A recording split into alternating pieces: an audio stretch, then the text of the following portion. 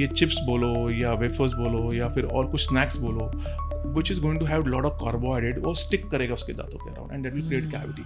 तो हम लोग क्या कर सकते हैं कि इसमें कैविटी ना हो? So that's where the everything the answers lies. कि once we understand कि मेरे बच्चे के मिल्क टूथ इम्पॉर्टेंट है, तो सबसे बेसिक चीज़ हमने देखनी कि हम बेसिक जो ओरल हाइजीन जो फॉलो करते हैं हम फॉलो कर रहे हैं क्या नहीं. That simple thing is that twice a day brushing.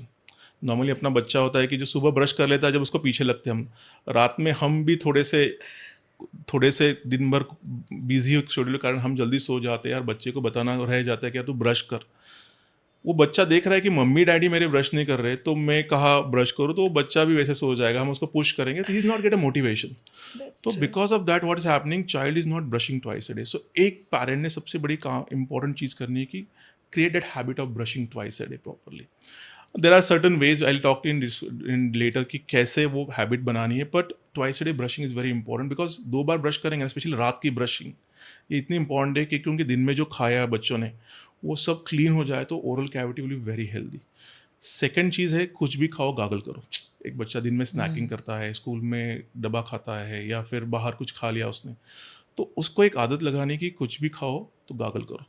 सो ये 2 चीज़ अगर हम फॉलो करेंगे ना, child will have better dental health. Third, food habits.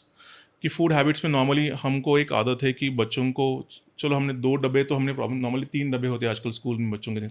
2 डब्बे तो मम्मी प्रॉपर प्रिपेयर कर लेती है, पर थर्ड डब्बे में स्नैक्स क्या देना है, और उस स्नैक्स में वो फिर चिप्स दे देगी, कुछ उनको लगेगा कुछ सैंडविचेस ऐड कर देगी या कुछ चीज़ें ऐसी ऐड करेगी जो which is going to be not good for his dental health. Because ये चिप्स बोलो या वेफर्स बोलो या फिर और कुछ स्नैक्स बोलो, which is going to have lot of carbohydrate, वो stick करेगा उसके दांतों के around and that will create cavity.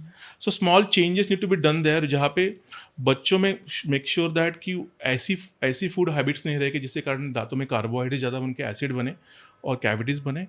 And third, add lot of milk containing food. So जैसे आप, बिकॉज टीथ जो ग्रोइंग एज में दांत जब बन रहे होते हैं तो कैल्शियम एंड फॉस्फोरस बहुत इंपॉर्टेंट होता है.